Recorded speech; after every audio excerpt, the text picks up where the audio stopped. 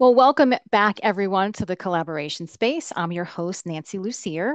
And today we're going to be talking about reimagining justice, the role of video collaboration in the court system. And to help me do that today, I actually have three special guests. I have Roseanne Cohen joining us from Logitech. Welcome, Roseanne. Can you tell us a little bit about yourself? Sure. I am the Industry Solutions Marketing Manager from Logitech, and I lead our collaboration with the National Center for State Courts. Our collaboration began about 2.5 years ago with the Hybrid Hearings Improvement Initiative, and we worked together to bring the Innovation Lab to fruition. Wonderful. And the Innovation Lab is a project that all of our companies worked on together that we're going to dive into a little bit later. I also want to welcome Shay Cleary from the National Center for State Courts. Welcome, Shay. Good morning. Thanks for having me, and great to see you again, Roseanne. My name is Shay Cleary, and I'm a managing director in our court consulting services group at the National Center for State Courts. And my areas of responsibility include technology, architecture, planning, and security. So pretty much anything technology, which video collaboration in the courts is, kind of falls under my group. Wonderful. Thanks for joining us. And also a returning guest from the AVI-SPL team is Kevin Schornhorst. Kevin, how are you? And tell us a little bit about Good. what you do for our team. Hey, always a pleasure to hang out with Nancy and do the fun things. So it's always a pleasure. Yeah, Kevin Schornhorst. I'm the national director for state local education business practices at AVI-SPL. So I work with the Roseannes and the Shays all across the country, speaking about the best practices in high flex technologies, classrooms, judicial systems, all the blinking lights. So we get to play with all the fun things and make solutions happen. That sounds great. Kevin, thanks for joining us today with everyone else. So let's dive right in and talk about the importance of AV collaboration in the current legal landscape. Shay, can I ask you to kick us off with your insights? Sure. So at the National Center for State Courts, our mission is to drive innovation and progress in courts and justice systems domestically and around the world. And as a result of that, we're always looking at how technology can improve courts and collaboration. And really, as a result of the pandemic, there's a number of video conferencing and other solutions that have really become important in how courts conduct business on a daily basis. So we've done a lot around technologies and remote and hybrid hearings. Roseanne mentioned the Hybrid Hearings Initiative, which is one initiative we had, as well as a redesigning court challenge. And in those, we're looking at how technology can be used to facilitate those types of hearings and really improve efficiency and convenience for those the courts serve. And I'll talk a little bit more about it later, but we're excited to share that the National Center for State Court Innovation Lab is an essential piece to collaborating and showcasing some of these great technologies. Wonderful, Shay. Thank you. And we will dive into the Innovation Lab as promised. Before we do that, let's talk a little bit about the current state of video collaboration in courts. Kevin, do you want to kick us off with that? Yeah, there's a couple of things kind of evolving. Shay kind of touched on it a little bit earlier. And earlier years ago, we had this pandemic. And how do we continue to operate as a society during a pandemic? And we saw a mass purchase and mass implementation of, collaborative, high flexible, remote accessible, tools. And now we're kind of getting to that point where like, okay, we bought a bunch of stuff. Where are we now? What fits best in the ecosystem? Does it make sense to do X? Do I look at Y? How do I expand this to other areas that maybe didn't have funding previously, but the price has come down on a lot of the products for a lot more accessibility in all areas.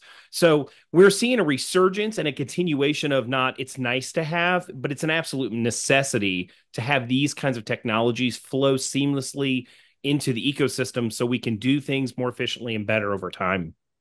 Wonderful. And Roseanne, can you maybe chime in and share with us, is that what you're seeing at Logitech as well with your customers?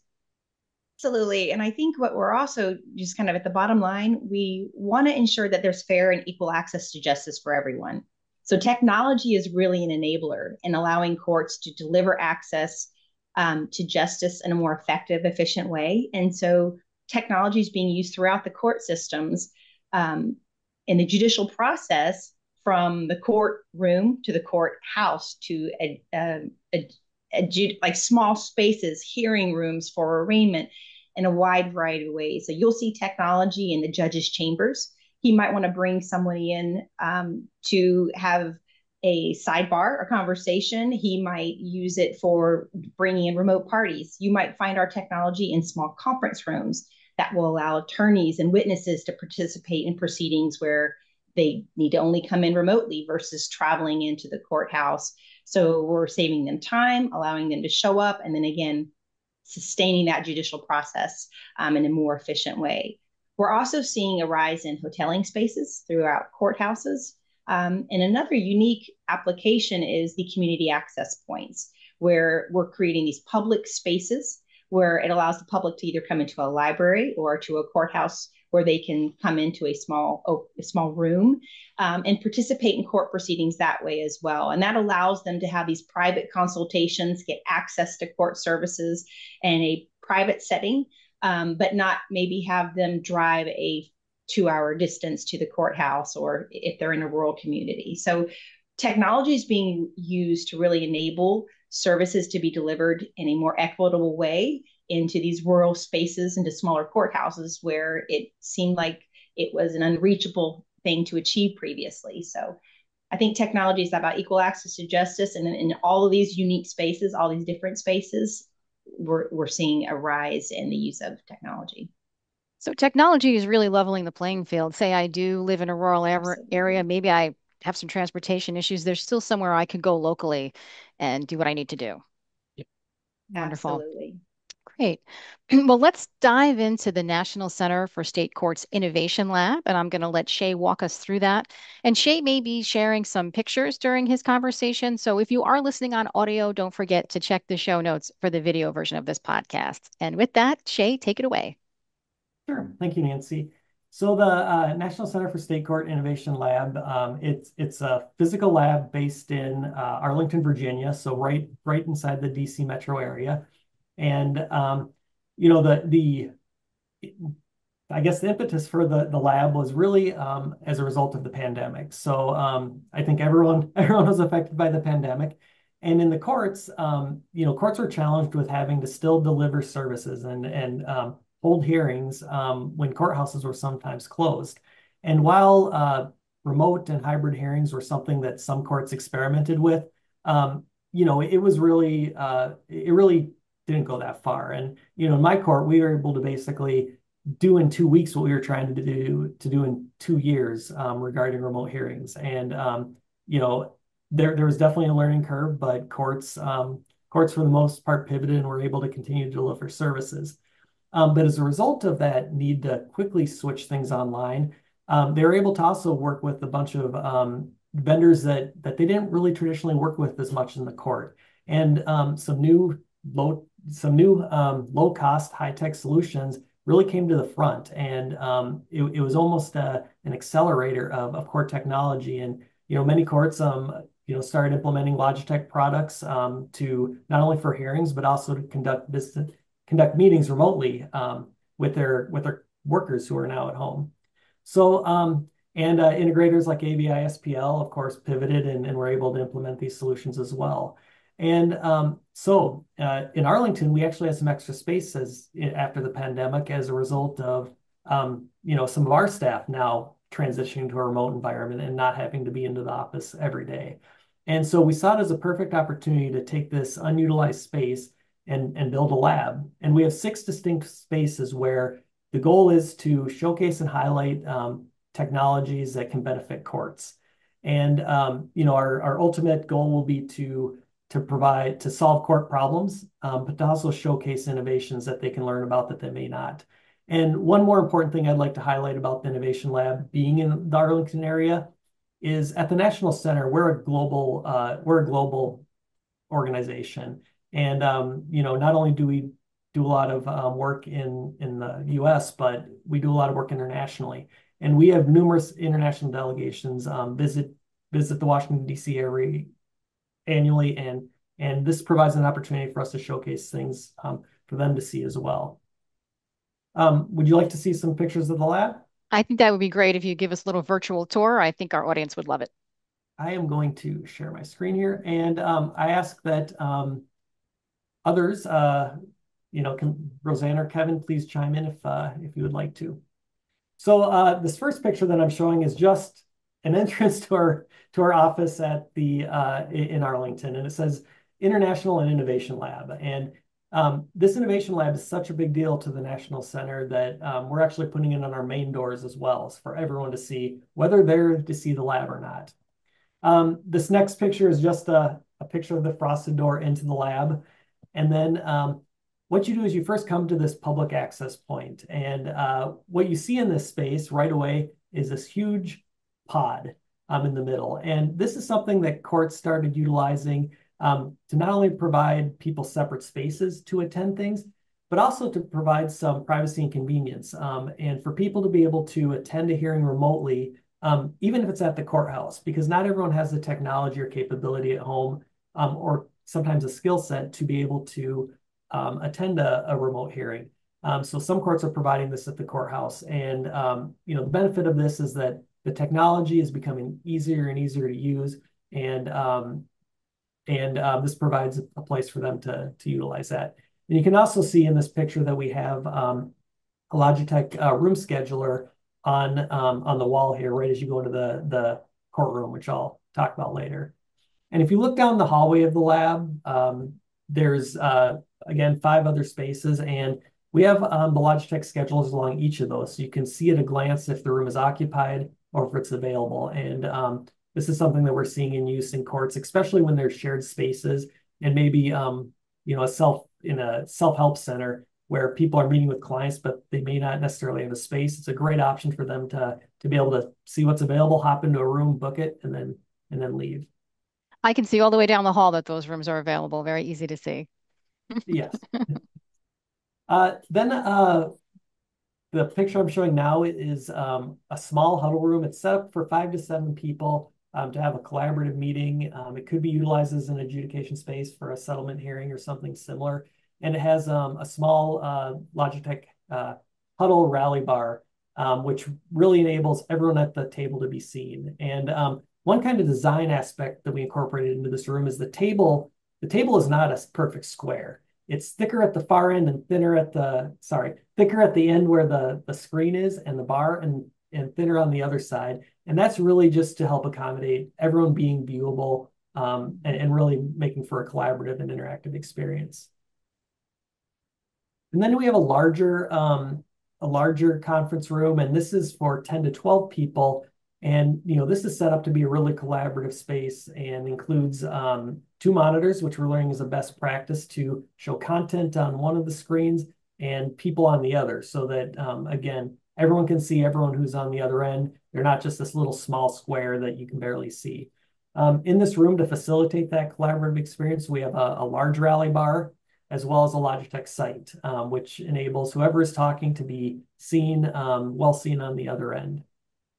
And we also have a one-tap scheduler, which all you have to do is you walk in, you push a button, and boom, you're in a Zoom meeting. That makes it incredibly convenient. And then in this space, we also have something that's called a Logitech Scribe, which is basically a virtual whiteboard. You write on a whiteboard, but it can show the content that you write, not only to all of those in the room, but to those attending remotely, and also provides an interactive experience.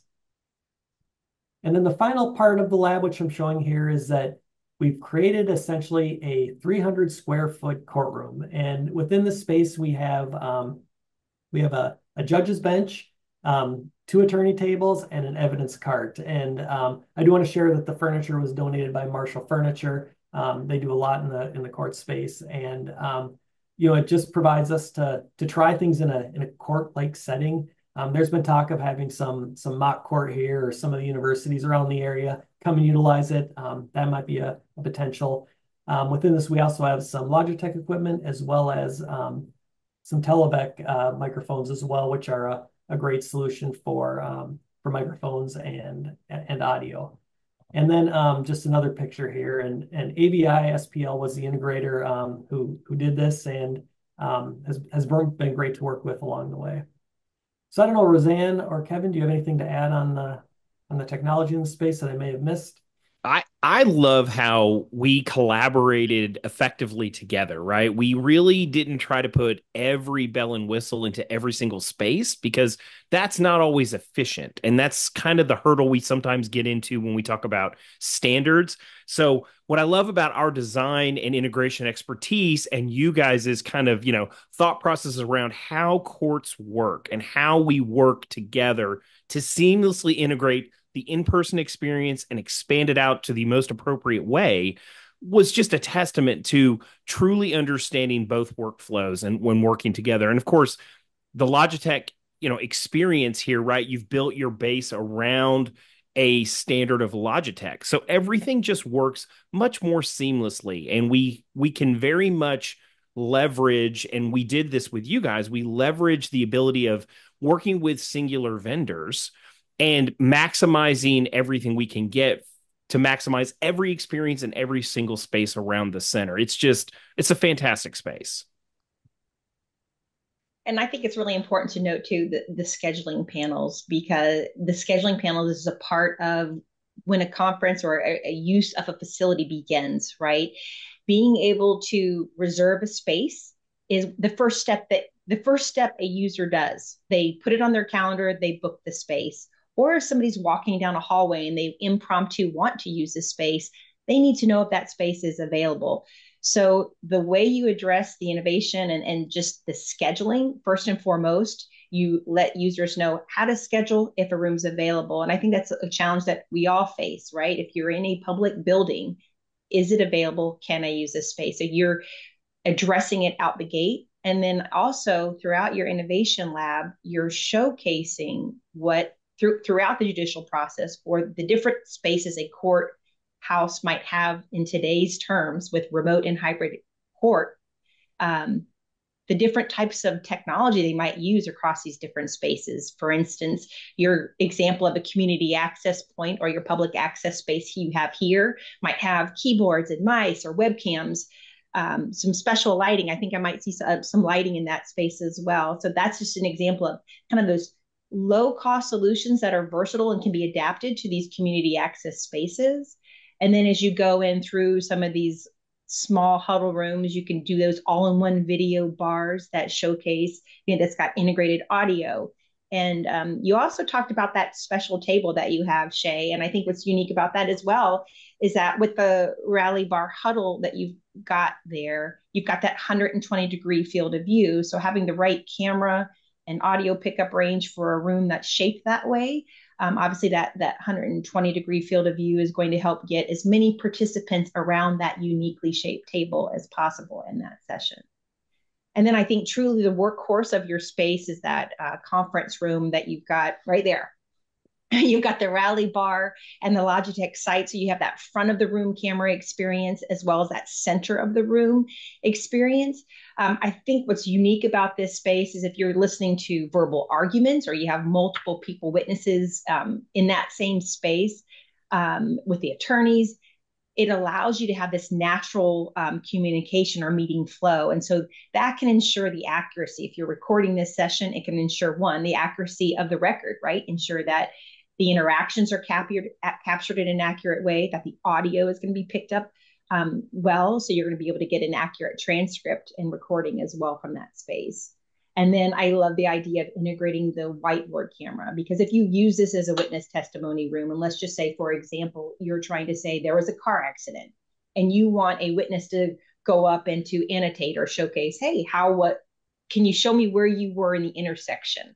And you can have maybe two cars. And if it was in a magnetic board, you can even have two cars on there and show the intersection. And they can use that to communicate and to put that as is basically evidence of, hey, here's what happened, and to record that through that whiteboard camera. So some really unique pieces here of technology that can add some more quality in terms of what you capture at the record from audio, video experiences. So I think this is a great room that brings together all of the elements that you might want to have in ensuring that you have a good, accurate record. Yeah, I love the word digital equitability, right? And that's what a lot of this technology did, is it truly gives cohesiveness to all sides. Well, I'm far in. I don't know what you're writing on the whiteboard. Well, it's right here, so equitability is the key in all facets of what we're talking about today. Absolutely. And I like that we can see all those different spaces together in the innovation lab so people can go and experience that. And Kevin, you touched on something about planning. Like you didn't want to add every bell and whistle. You only wanted to use the technology that made sense, right? Yeah. For these spaces. What are some of the other considerations that both Logitech and AVI-SPL thought about when choosing not only the technology, but how to deploy that technology in the room? Like, infrastructure. Will my network support this? Things like that. What do we need to Yeah. look out for? I like to say someone somewhere has already done this thing, right? So the beauty about being in an organization like AVI-SPL and partnering with great partners like Logitech is we've seen it, and AVI-SPL can then be a bridge that bridges the gaps of all the different things that are kind of the gotchas that you don't think of. So a lot of times we'll see these courthouses with these beautiful mahogany walls. Well, we don't want to drill into that. How do we accomplish keeping the aesthetic of the space, or in many cases, the historical nature and you can't do that? How do we still integrate the technology seamlessly?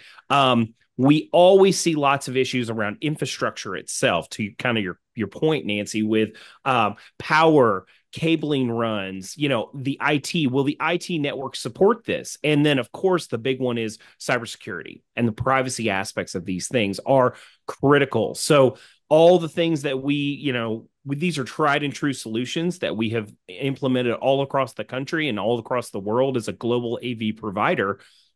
How we just bridge those gaps of saving you time, effort, getting the gotchas done before we even walk into the space and start installing technologies. So many facets there: cybersecurity, IT, Mhm. and power considerations. Yeah, security and privacy certainly come to mind when I think of courts. And Shay touched on, the cost effectiveness of solutions. Kevin, what can you tell me about contracts and how AVSPL can help the court save money on their Yeah. AV technology? Procuring of equipment can be very difficult, and we're extraordinarily gifted in this area. AVI-SPL holds about 60 national and local level contracts that help you procure in an appropriate way that has already been vetted and been through RFP processes. So, the grant mechanisms that we have access to by utilizing, rural use stabilization, those remote areas, do they have the IT infrastructure? There's grants that we're aware of that we can leverage and get you some of these fantastic products for a considerable discount because you need the infrastructure in place to build it. The scale of how you can procure these things, because we talked about just having drivers drive prisoners from point A to point B. We're not hiring tons of procurement officers to be able to put RFPs out for all these kinds of technologies. So it's the easy button of expertise, vendor relationships, and thought processes around procuring those items to kind of give you the entirety of a package. Wonderful. And part of the easy button is, I think, making sure that the technology is easy to use, making sure I get that adoption, and then keeping that support and maintenance up once it's running. So, Kevin, talk a little bit about those points from our team. Supportability is probably the most important day two thing. You build these beautiful spaces and then you walk away, right? Who is supporting those spaces? Because Shay's probably seen this too. You might have a court that you're supporting and you report to every day, but there could be 5 or 6 satellite courts across the county or even the state that need to be supported. So you don't have to have a team fully dedicated at each space. If we standardize, if we work with our partners to truly get the right experience, AVI-SPL can be a partner in crime to you, if you will, to, get these best practices across large spaces to help you out. So there is nothing that hasn't been done, and there's no ability that a partner can't leverage the gaps that you may have in your budget or in your physical people. Yeah. And Roseanne, did you want to talk about ease of use a little bit about all those Logitech solutions we saw? Absolutely. Sure. Thank you. I think when you look at an environment and the different spaces, one of the challenges that court administrators face and IT teams is how do we ensure that everybody who walks into the room knows how to use the space? are they going to walk in and call the 800 help desk number saying, I can't figure out how to start this session? And so creating standardized user experiences. So when anybody walks in that space, they've got an easy button. With Logitech Tap, there's a standardized user experience across all those environments, and they just push to start the meeting. And so especially when you're thinking about conference rooms that a wide variety of people are going to be used for different reasons, having that easy button is really imperative. So Logitech believes foundationally that we should deliver simple, intuitive design and user experiences so that you eliminate that IT burden. And then it also enables you to be able to scale your technology across a wide variety of environments while keeping it simple. Wonderful. And I'd like to go back to Shay. Shay, you showed up all of these wonderful spaces. It looks like they've been in use. Can you share a little bit of the outcomes and the benefits that you see using these spaces? Sure. So, first of all, again, the transition to remote and hybrid hearings, or the availability of those, has really added a lot of convenience to people's lives. People no longer need to travel to the courthouse for a relatively low level status hearing. If a police officer needs to testify, they can do it from the side of the road and join a remote hearing. They don't need to spend time coming to the court and be taken off the street for a period of time to be able to do that. And it just offers a number of conveniences. One challenge that we are seeing, though, is that some judicial officers are they're actually going, in some cases, back to in-person hearings because the technology does not always work, and there's sometimes challenges there. And even though many states have made certain types of hearings presumptively remote, which means it's remote by default, typically, a judicial officer, someone can override that. And so the experience is critically important. And, I think two things that Kevin and Roseanne said, first, Kevin, of, making sure that the integration works and standardizing it is incredibly important. And, people do want the easy button. The judicial officer has a lot of things to do in a small court. For them to manage the technology as well as oversee the hearing, it's a challenge. So, whatever we can do to bring that technology to make it easier is a win. And that's one of the things we aim to do in the lab. We're not done yet. It's been a great collaboration. I know we're going to continue to work on making it as easy as possible so that courts can take advantage of serving citizens with remote hearings and hybrid hearings. Perfect. Thanks for sharing your experiences, Shay. Appreciate it, as does our audience, I'm sure. It's great to see things in real action in the real world. Roseanne, anything left to add for Logitech as far as, supporting the courts?